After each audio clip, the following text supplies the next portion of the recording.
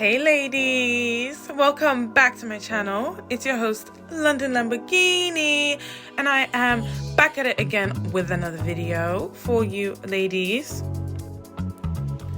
Today we have the top best TikToks from Mina Irfan, also known as the Universe Guru on YouTube. In today's video, Mina is going to be talking about the role of a man in a relationship, the genetic and biological responsibility that he has to provide, and also your genetic and biological responsibility as a feminine and what you bring to the table. So get your popcorn, sit back, get your notebooks out, and make sure that you are taking notes. And tell a friend to tell a friend. But without further ado, enjoy this video. And don't forget to subscribe. A secure man is emotionally mature and stable. He knows what he wants. His energy is coming towards you. He's providing. He's also going to have his own opinions and have a clear plan for his life. He's going to know where you fit into that plan. He's going to do less talking about his plans and more actual doing. Doesn't mean that he's not going to like cue you in. He will cue you in of like what's going on. But it's going to be a lot more action-based and less lip service, if you know what I mean.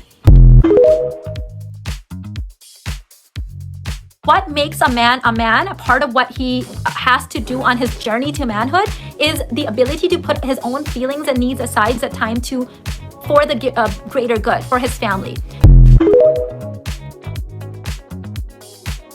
Sometimes people get offended, but as you guys know, I don't care. Is that in the Western or in the Eastern world, we understand that energies are a dynamic. It's a play, it's a dance, it's a game. In fact, the definition of yin and yang energies is a play. It's a dance.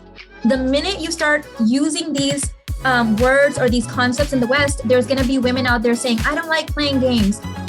If you don't like playing games, you have lost your femininity, because playing games is childlike, it's feminine, it's fun. Remember when we were children and we were curious and fun and alive, and we used to get what we desired, and then we got conditioned into acting a certain way or having to beg for things or not being able to take the second cookie or whatever the hell it was for you, right?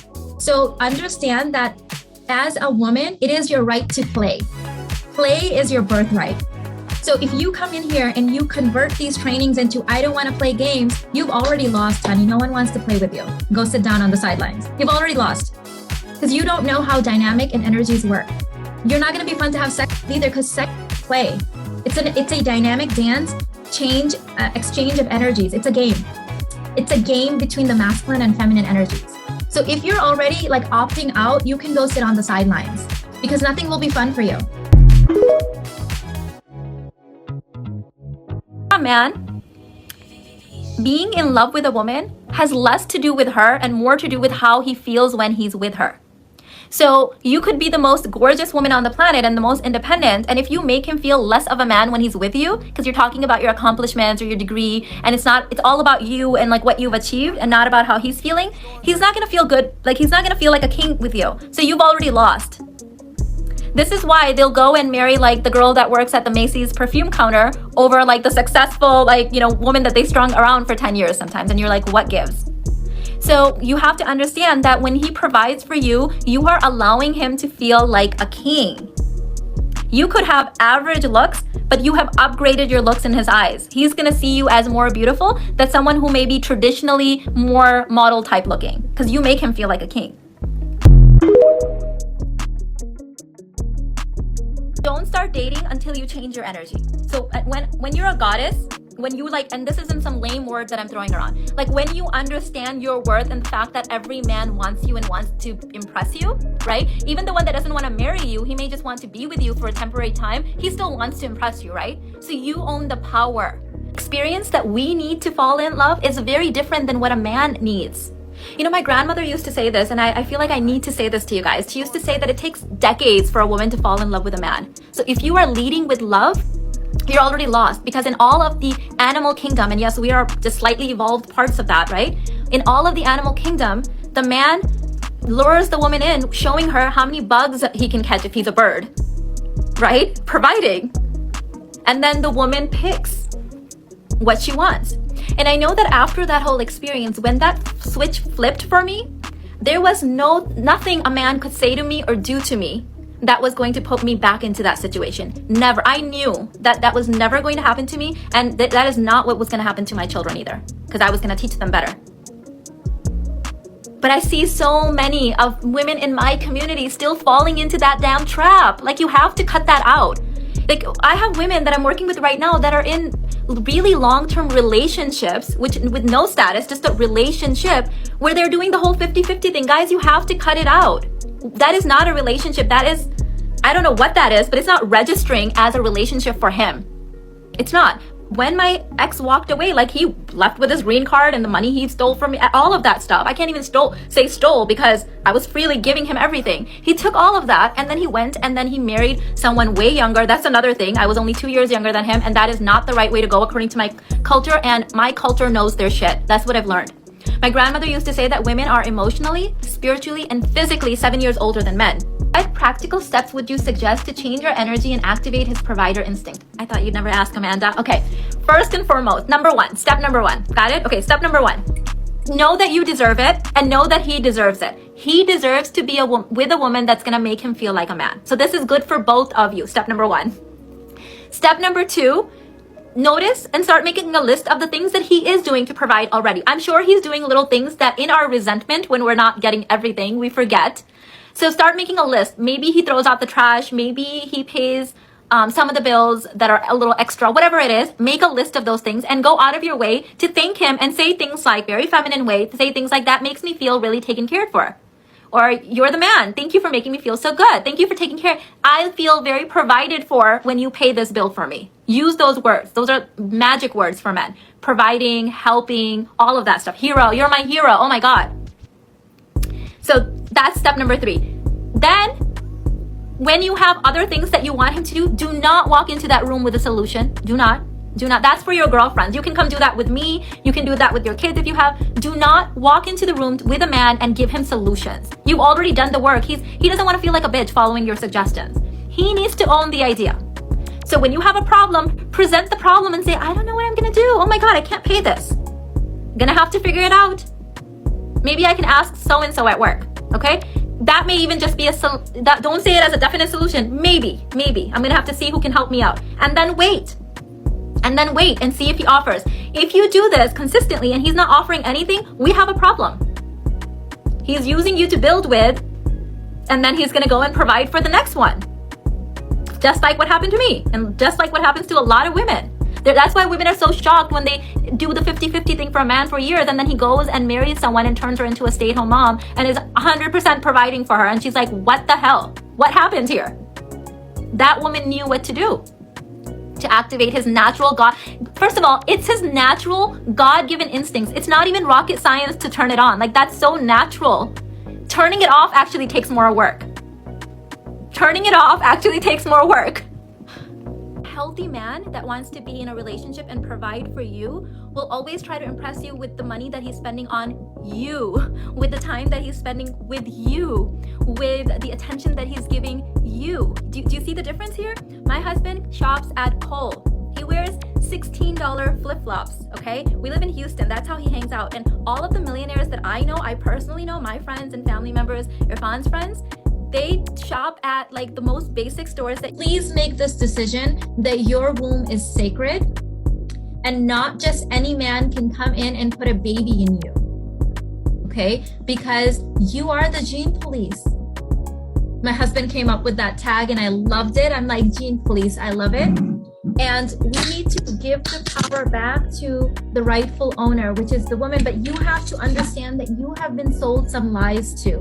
You've been told that it isn't your right to lay down with any man. That's not a good right to have. Let's disown that right. Okay? That's not, no, he needs to prove himself. You are not to lay down with any man. Because you are responsible for the human genome. That is your responsibility. Because then you get stuck with having babies with men that don't want to take responsibility. And of course, sometimes that happens in marriage as well. It happened to me. I totally understand. I found a solution out of that as well. But that is a lie. It is not your birthright to be able to sleep around. That is not a birthright. Not a birthright I want. Okay, but we've been told that that is liberation, that we should be able to go and pick up any man and we should be able to sleep with a new man every day. Hell no. You are infecting your body and your energy and your womb with dirt. That's dirty. It's dirty energy. Okay. So if that's already been your, do my 21-day cord cutting, detox, cleansing, pray, cleanse yourself and decide that no, you are so sacred, you're a temple. Like think of it, if you ever been to any of the Eastern cultures with a really strong focus on religion, you can't just walk into their place of worship.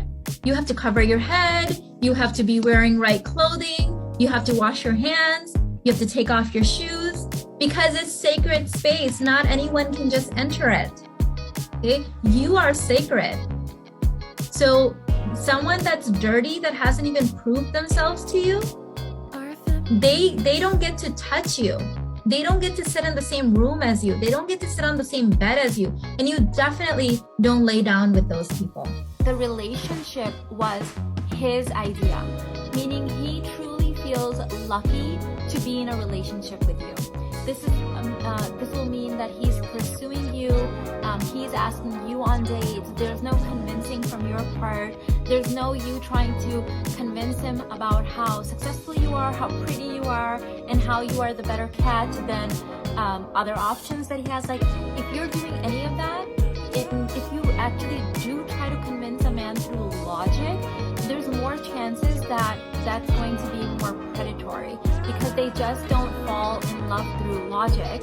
But if he's thinking, this one's throwing herself at me, and then it might invoke more of that predatory response of like, well, I can just pass time with her, I can just sleep with her, and actually I'm doing her a favor because look how interested she is in me. So the relationship definitely needs to be his idea, and that means he wanted to ask you out, he wanted to date you, he wanted to propose, he wanted to get married, and he wanted to have children with you, have a forever relationship. This doesn't mean you weren't also interested, but in his mind, it needs to be his idea. Don't jump in and solve his problems, okay? So if you want to increase your chances of being provided for, don't jump in and solve his problems. A lot of women, when a man is just venting or talking about how hard something is or how tough something is, they think that that's a cue or a cry for help and that they need to jump in and help him. That's not why men do that. In fact, my husband described this to me so good. Like, my jaw was literally on the ground. He said that, think of, if you imagine like the hunter-gatherer days, if the hunter went out and said, and he brought back, a hunt, a kill, whatever, he's not gonna be like, yeah, that was so easy. That animal was practically limping, like he was half dead. So I just took advantage of him and just brought him back.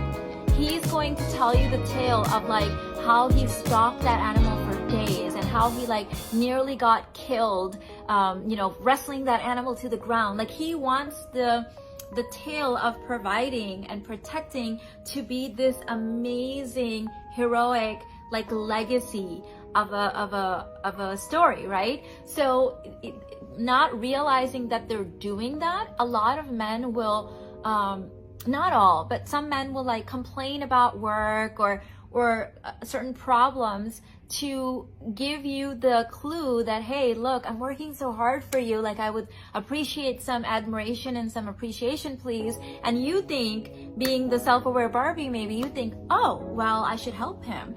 And the more you help him, the less you'll get that gut level emotional response, and you will actually decrease his chances of providing for you. Okay, don't do it.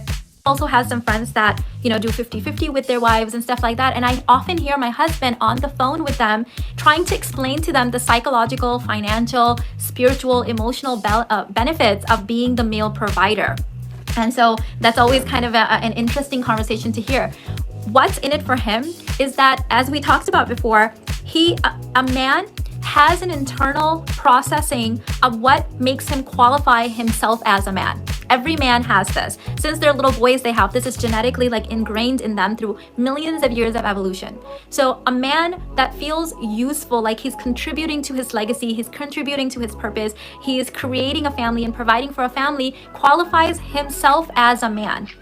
So that makes him feel like a man, like he's doing something great, like he's being useful, like he is the man, right? And so when a man provides for a woman that really appreciates it and she allows him to do it and she's receiving graciously, that checks that box for him. And a lot of times when women are not so appreciative, like men will do little things for women, and if you don't appreciate it, it switches on the conserve energy switch here. So that conserve energy switch comes from, again, millions of years of evolution, and that says your energy is not appreciated here. Go ahead and conserve it. Go ahead and let her take care of herself. And this prevented men from expending too much energy in places where it wasn't valued, so that they can save it for the actual things like hunting or maybe fighting off, other, bears or lions or whatever, right? And you provide your appreciation, you're receiving energy, and you appreciate the hell out of him. Genuinely, because you appreciate his worth and what he's bringing to the table. If you don't bring the appreciation and the pleasure and you're trying to one-up his providing, it's not for you. It's not that you're not keeping up your end of the bargain. You're not doing your end of the provide. Anything men do, the fact that they shower in the morning and brush their teeth, the fact that they go to work, drive through hours of traffic and harsh conditions and deal with yucky bosses and, man-hating feminine co-workers, and then traffic back, build anything, pay for anything, buy their cars, it is to impress you. Let that sink in, okay? The masculine experiences of life, how they perceive life, is very dry, it's very rational, it's very logical, like the male part of them. Of course, they have their feminine energy too. It's very goal-centered, it's very get things done, right? Without a woman adding her flair, without a woman adding her, thank you, baby, I really appreciate this. Without the woman saying, oh my God, this steak is perfectly cooked. Thank you so much. You picked the best restaurants. Without the woman doing that, it is a sad existence for them, right? How I show my husband appreciation is that I don't worry about anything because I know that he's got it covered. And he has explicitly even said to me that, I feel like a leader and a provider when you don't worry because you know that I've got it covered. You worrying shows me that I'm a loser, that I'm losing at this game. If my wife still has to worry about stuff, I feel like I have lost. I have failed. So if you are still walking around thinking, oh my God, I don't know who's going to pay. Did you pay the mortgage? You said you were going to pay the mortgage. That's not you landing in your faith that he's got it covered. And of course, if he's shown you that he's got it covered. We're not trying to play games with people that are never providing, right? Feminine energy is super nourishing and empowering. Super nourishing. But we need to protect it and we need to take care of it. That's why I call it the high-end energy. It's the high-end energy. There, I talked about in the high vibration course, masculine energy can survive on 3 days of hunger, hunting, coffee, right? And a cigar or whatever. Feminine energy needs rest. Feminine energy needs sleep. Feminine energy needs yummy food, nourishing food, long baths, time to relax, time to dance, time for hobbies, time to play. Feminine energy is the more expensive high-end energy. Why are most women in the Western world now appearing more masculine? Because they've been trained into it. They've been conditioned into it. So because we have both masculine energy and feminine energy, we can choose to animate either one at any given time. And you can even choose to be neutral, where you're in a state of complete numbness and you're not animating either. It's like canceling it out. Feminine energy is the more luxurious energy because you can't have feminine energy without masculine energy. So if no one is available to provide a masculine container for you, you have to then set your own masculine container, right? Think of a cave woman in the back in the days. If there were no men available using masculine energy, then the women in the tribe had to use their own masculine energy. And it's nature's fail-safe system. It was designed that way that in extreme cases, if all the men got killed for some reason in a tribal war or something, that the genome would still be able to survive.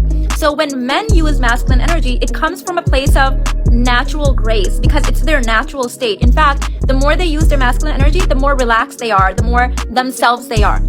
When women use their masculine energy, after a certain point, it's a fail-safe mechanism. And the thing with fail-safe mechanisms is that it puts a lot of pressure on the thing. Like think of a car, right? If you are just driving that car normal, right? It has one driver and you just kind of like drive the car how it's meant to be ridden. It's going to serve you a certain way. It's going to be long lasting. It's going to look nice for a really long time. Like it will serve you the way it's designed to serve you. But let's say that for some reason, I'm not sure why I'm using a car example. I don't know much about cars.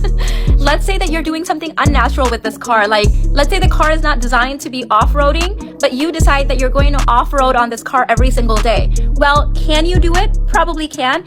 Is the car now still going to be in its original form? Is it going to look the way that it would have looked if you just drove it and like it's supposed to be driven? Is it going to last you as long as a car is meant to last you? No, because you're using kind of a backup fail-safe mechanism all the time. So this is why women who overuse their masculine energy, which we will right now call the boss babe energy, if you overuse that, those women tend to start aging faster. There's more autoimmune issues. You know, you see that there's an acceleration of a lot of like stress processes and aging processes, right? Because they're running on the backup fail-safe system all the time. So when I say what is the energy of a trophy wife, it's the energy that when you are in the presence of your partner or even by yourself, you know how to switch over to your natural energy, meaning you are easily able to get back into a state of calm, zen, and functioning how you are designed to normally function.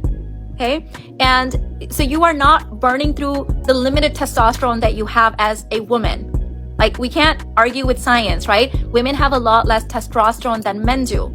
And so they have different capabilities when it comes to requiring testosterone because we just have less to it. And if we have a fail-safe system, the signal that we're sending out is that high alert, there's no man around, I must borrow energy from wherever I can because I'm gonna die, which means my children might die, which means that nature will not progress and the human race will end. That's the signal you're sending. Well, what if you're sending that signal 24 hours for 30 years? Okay, now you've started borrowing energy from essential vital organs. That's why you see a lot of those issues coming up with autoimmune stuff, adrenal fatigue, right? The jobs that they get, the education, everything that they put themselves through, every single thing. The fact that they wake up and brush their teeth and shower and put clothes on and cologne on, it's for you. When you reverse the roles of please marry me, I've been waiting around, here's my money, it confuses the hell out of them. They don't want that. They want a prize. A prize means I have to earn her. I have to work hard and I have to earn her. So if you've been with someone and he's been kind of dragging you along for 10 years and you've been paying half the bills, he's probably not even in love with you. He's used to you. He's comfortable. Of course, it's easy for him. He doesn't have to go crawl at the bars to go pick up some chick for sex. He's got you, right? It's easy, it's convenient. You've switched on the switch in him that says conserve energy, but you robbed him of the experience of falling in love for the last 10 years. You really did. Now when I say to you, stop paying, your first thing is, but he's gonna get mad. Yeah, he will. He's been getting free everything from you. In fact, he's been getting paid to have you. Of course he's gonna get mad. He should. It's like a little boy that had a toy and now someone's taking it away. Let him get mad. The question is, are you mad enough to make the necessary changes that you need to make? Are you mad enough? You need to get really, really angry at yourself first and foremost, because that's the key. What if a man is jaded by being taken advantage of previously and now doesn't want to provide 100%? That is not your problem. So my mom used to say, don't open an academy. And to be honest with you, I'm born and raised in the US. I didn't actually know what an academy meant, the way that she used it when she used to say it when I was little. But I heard her say this to many of her friends. Don't open an academy. And what she meant by that was like, you're not here to school anyone. If he's jaded, he needs to go do his own inner work. He will figure it out someday that what's missing from his life is that feeling of providing. All of the successful men, you watch their interviews, they will be talking about how providing for their families is their biggest joy. How a man qualifies himself as a man. How a man qualifies himself as a man is dependent by his providing, like how much he sees himself giving back, providing, protecting. That's how they qualify themselves. So this isn't something that they're going around talking about, but in their head, if they see themselves as a man or not. This is so hard for me to put in words. But he's like, I want you to know that I didn't work hard all my life to have a woman come in and take my wealth and double it. He's like, that's not what I need. What I need is someone to spend it on, to share it with. And that's what men need. I used to feel bad sometimes. This is years ago. I had that slave girl mentality. I'm not even gonna lie. And when I would ask something, tell my husband my desire, and he would get it, and let's say I wanted something more or something else, I would feel bad. One day we were laying in bed together, and I said to him, I said right after saying another desire, I said, am I too demanding? Like, is that too much? And he's like, you are always allowed to have more desires. You are always allowed to have more desires. And that was such an eye-opening thing for me. I know these two stories aren't necessarily related, but hear me out here. There was a time in my life, I was living in a different state, and we used to go to a lot of Indian and Pakistani like get together and parties. And as you guys know, this is not a stereotype, it's true. A lot of Indian and Pakistani men, like we have a lot of doctors and engineers and lawyers and business owners. We have a lot of successful men in our, because education is really prized. So it's providing. So I used to be at these parties, and I would constantly hear the Pakistani and Indian men bragging about their wives shopping all the time. At first I didn't get it. I didn't see it as bragging. I would say like, oh, like I remember one of my friend's husband came up and he's like, where's Sheila? I don't see Sheila. And I said, I think she's sitting over there. He's like, oh, I thought she had gone shopping again. That's all she does. In that moment, when he said this to me, I noticed a sense of pride. Like me being like that whole American, like independent woman mentality. Like I feel like if my husband had said that, I may have gotten offended.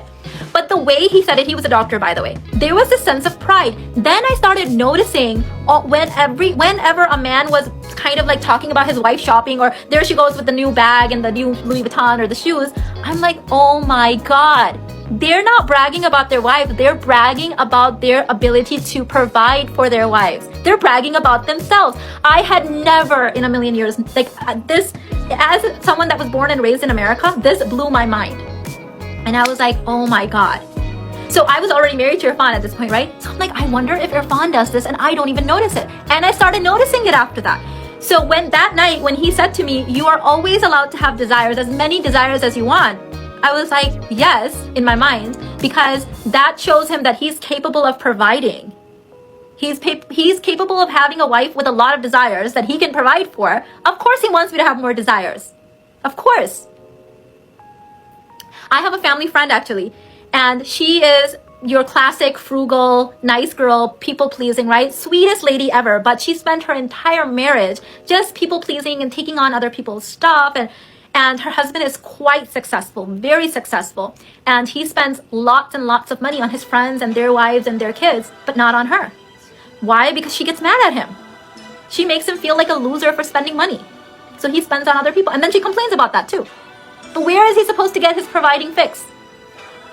Men are providing junkies, you can say, right? Where is he supposed to get his fix if you're not giving it to him?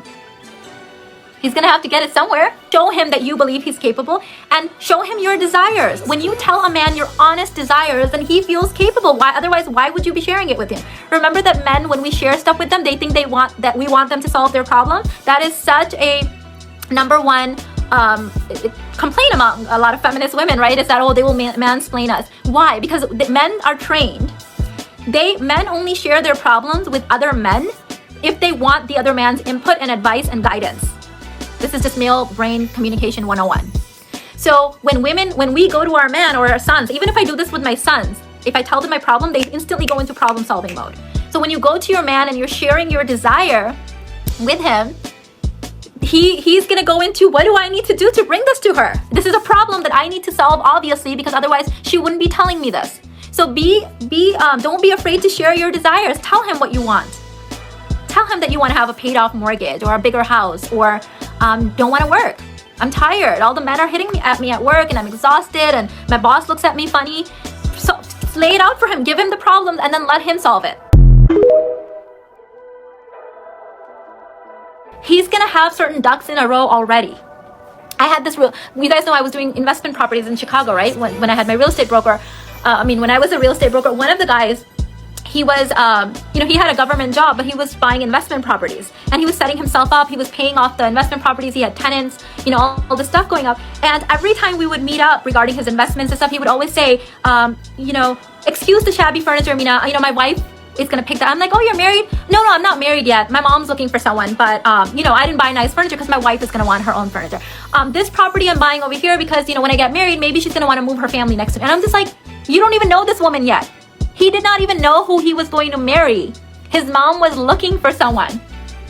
And he was already going around trying to figure out, like setting it up. He kept saying, my wife, my wife, my wife.